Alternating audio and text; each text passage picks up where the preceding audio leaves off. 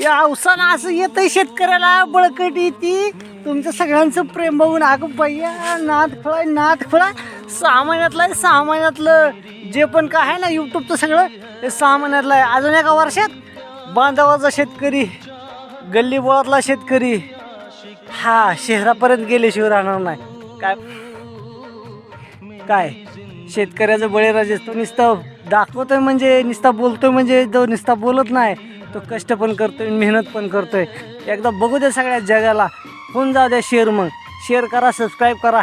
आणि करायला काय लागते वेळ नुसतं त्या बळीराजाच्या शेतातनं पिकवलेल्या मालापासून आलेली एनर्जी जी आहे ना त्याचाच थोडं फक्त वापर करायचा आहे आणि शेअर करायचं आहे. जास्त काय करायचंच नाही. तर काय म्हणताय मग, करताय ना?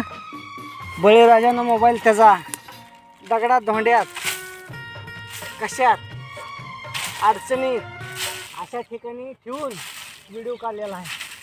काय त्याच्यामुळं शेतकऱ्याची जी पॉवर आहे ना ती पॉवर कधी तुमच्या दिलेल्या आशीर्वादामुळं त्याची पॉवर कधी कमी होणार, ती वाढतच जाणार. म्हणतात ना कष्ट केल्यावर एनर्जी वीक होते, अमकं होते.